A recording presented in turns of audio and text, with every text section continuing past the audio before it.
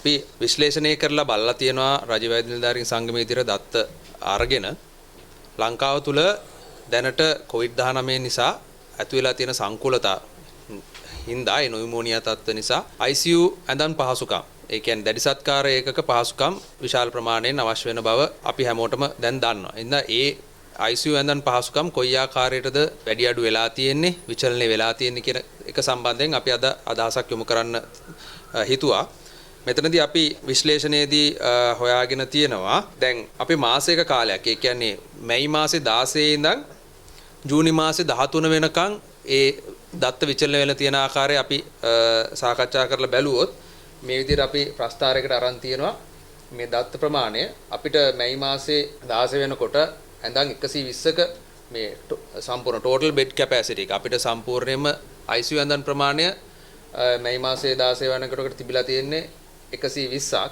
ඒක තමයි මේ සම්පූර්ණ ඇඳන් ප්‍රමාණය තමයි මේ නිල් පාට ලයින් එකෙන් පෙන්නන්නේ. එතකොට ඒ සම්පූර්ණ ඇඳන් ප්‍රමාණය කියන එකෙන් අදහස් වෙන්නේ COVID-19 සඳහා වෙන් කරලා COVID-19 රෝගීන් සඳහා වෙන් කරපු ඇඳන් ICU ඇඳන් ප්‍රමාණය. කියන්නේ dedicated ICU beds කියන එක.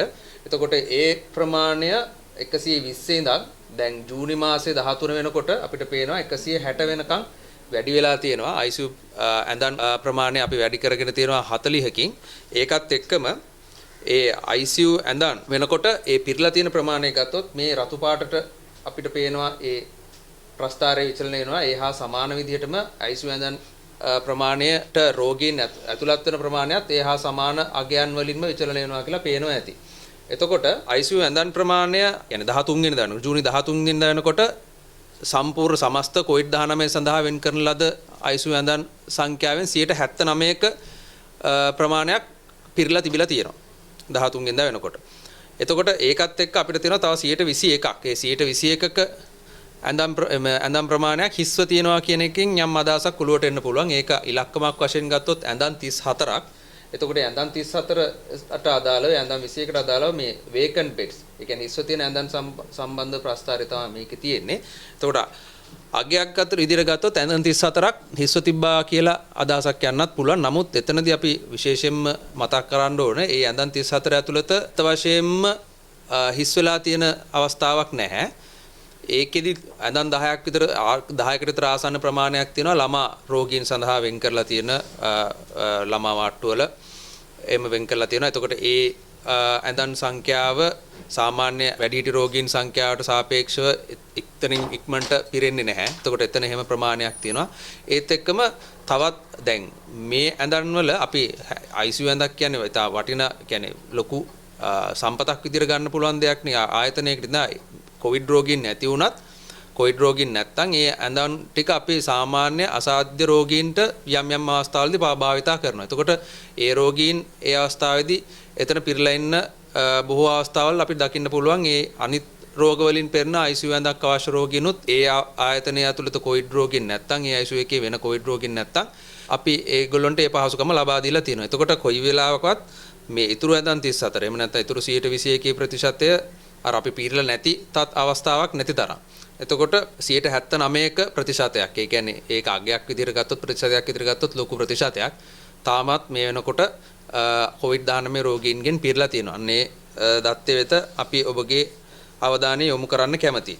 ඒකත් එක්කම සාමාන්‍ය රෝගීන් ගත්තම ICU ඇඳන් නැතුව මේ වෙනකොට COVID-19 සඳහා ලංකාවේ ශ්‍රී ලංකාවේ රජයේ රෝහල් වලින් අපි වෙන් කරලා තියෙනවා අන්තර් ප්‍රතිකාර මධ්‍යස්ථාන intermediate care centers intermediate treatment centers ඒ විදිහට වෙන් කරලා COVID රෝගීන් සඳහා පහසුකම් අපි හදලා දීලා තියෙනවා. එතකොට ඒ හදලා දීලා ඇඳන් පහසුකම් සාමාන්‍ය ඇඳන් පහසුකම් වලින් මේ වෙනකොට 71කට වඩා ප්‍රතිශතයකට රෝගීන් අත්පත් කරගෙන ඉන්නවා ඒ ඇඳන් 71ක ප්‍රමාණයක්. එතකොට එතනදී අපි ගත්තාම big occupancy rate එක. ඒ කියන්නේ කොච්චර ප්‍රමාණයකින් රෝගීන් වාර්තා වෙනවද කොච්චර ප්‍රමාණයකින් රෝගීන් පිරලා තියෙනවද කියලා පළාත් වශයෙන් ගත්තාම සබරගමුව පළාතේ තමයි ඒක වැඩිම අගයක් මේ වෙනකොට ගන්නෙ.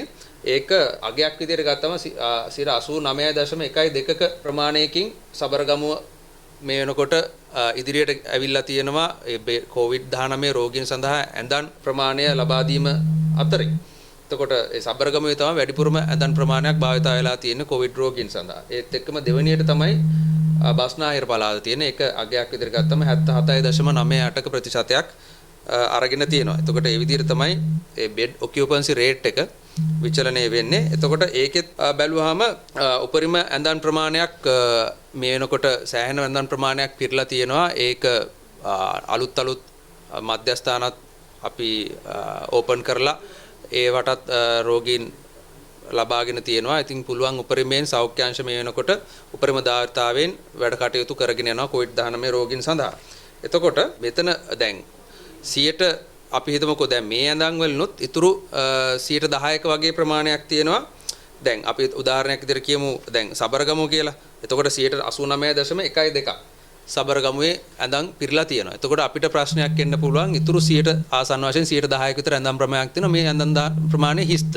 එතකොට ඒ ඇඳන් ප්‍රමාණයට මොකද වෙලා තියෙන්නේ කියලා නෑ. අත් වශයෙන්ම අපි හිතමුකෝ දැන් සමහර රෝගීන් සුවපත් වෙලා නිවෙස් වලට යන්න බලාගෙන ඉන්න. එතකොට ඒ හැම පළාතෙම ඉන්නේ ඒ පළාතෙම විතරක් ඉන්න රෝගීන් නෙමෙයි. තව විවිධ පළාත් වලින් රෝගීන් අපිට ලබා දීලා මේ ඒ අදාළ ප්‍රතිකාර මධ්‍යස්ථාන වල ඉන්නවා.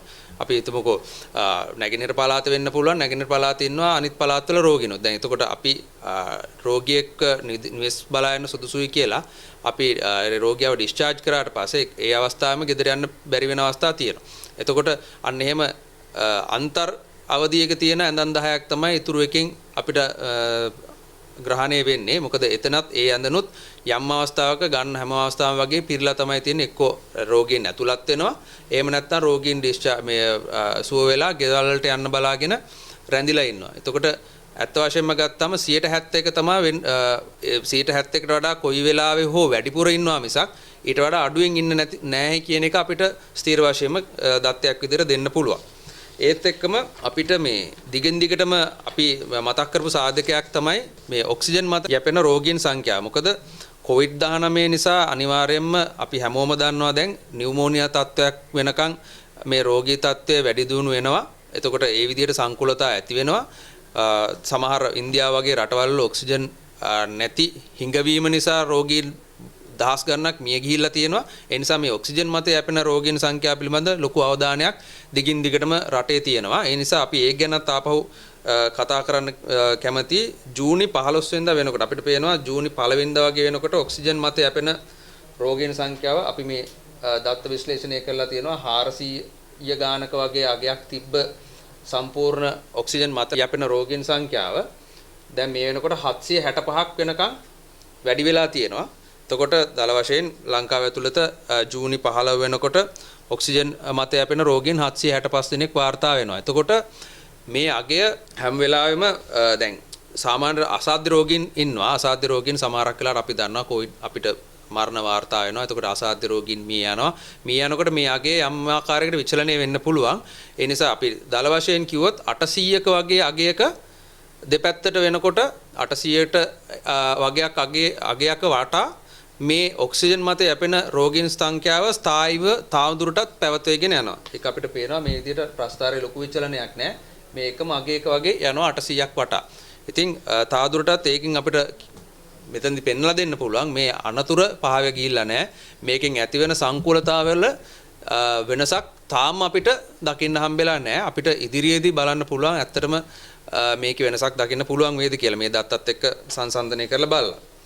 ඉතින් COVID-19 තත්ත්වය ගැන දත්ත මේ විදිහට දෙනකොට අපිට ඊයේ පෙරේදා දිගටම අහන්න වෙච්ච එකක් තමයි මේ සුරාසැල් සම්බන්ධව ගැටලුව සහ මේ ඇල්කොහොල් නිවසටම ලබා දීම ගැන මේ වෙනකොට ඒ කාර්යය නතර වෙලා තියෙනවා. නමුත් අපි මේ විදිහට තවදුරටත් අපි ගැන යම් අදහසක් දෙන්න කැමතියි. මොකද යම් සමීක්ෂණයක් වෙලා තියෙනවා එක්සත් රාජධානියේ ඇතැම් ප්‍රදේශවල අලලා පහුගිය COVID-19 තත්ත්වය නිසා ඒගොල්ලොන්ගේ අපේ COVID දෙවනි රැල්ල පළවෙනි රැල්ල වෙනකොට එක්සත් රාජධානියේදී ලොකු ප්‍රමාණයක් ඒ රෝගීන් බවට පත් වුණා. ලොකු අසංගතයක් විතර ලොකු පීක් එකකින් ඒක ඒ රෝගීන් වැඩි වීම අපිට වාර්තා වුණා. ඒ වෙනකොට ඒ රටවල් ලොක්ඩවුන් වෙලා තියෙනකොට ඒ කරපු සමීක්ෂණයක් මත හෙළි වෙලා තියෙනවා ඒ අවධියේදී COVID-19 අවධියේදී ඇල්කොහොල් භාවිතය නිසා, ඒ කියන්නේ මද්යසාර භාවිතය නිසා මියගිය ප්‍රමාණය මේ සැලකිය යුතු ප්‍රමාණයකින් වැඩි වෙලා තියෙනවා කියලා. සැලකිය යුතු ප්‍රමාණයකින් ඒ එක්සත් රාජධානී ඇතම් ප්‍රදේශවල වැඩි වෙලා තියෙනවා කියලා. නමුත් ශ්‍රී ලංකාවේදී අපිට එහෙම දත්තයක් වාර්තා වෙලා නැහැ. ඒකට හේතු වෙන්න පුළුවන් ඒ වෙනකොට අපි ඒ කොවිඩ් පළවෙනි දෙවෙනි රැලිවලදී ඒ සුරාසල් අපි වහලා තිබ්බා. එහෙම මත්ද්‍රව්‍ය සඳහා කියන්නේ මත්පැන් සඳහා යොමු වෙන්න තියෙන හැකියාව අපි පුළුවන් තරම් අවම කරලා තිබ්බේ. එතකොට ඒක හේතුවක් වුණා වෙන්න පුළුවන්. ඒ විදිහට COVID-19 අවධියකදී රට වහලා තියෙනකොට ඇල්කොහොල් නිසා සිදුවෙන මරණ සංඛ්‍යාව ශීඝ්‍ර වශයෙන් ඒ කියන්නේ වැඩි වශයෙන් අපිට දකින්න නොලැබෙන්න වුණ.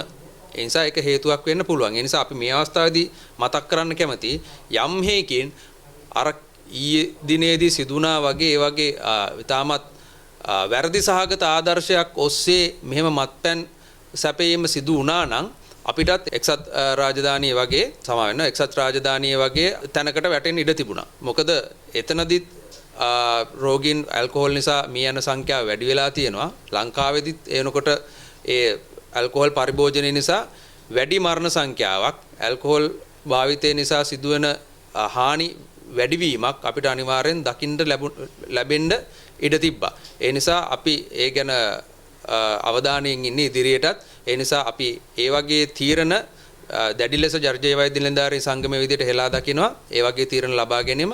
ඒ නිසා දිගින් දිගටම අපි මතක් කරලා සිටිනවා මහ ජනතාවට අපි මේ වගේ වැරදි ආකල්ප වැරදි තීරණ වෙනුවෙන් ඔබ වෙනුවෙන් පෙනී සිටමින් අපි පුළුවන් තරම් උත්සාහ කරනවා ඒ බාධක වලින් ජනතාවට වෙන හානිය අවම කරමින් මේ ගමන යන්න.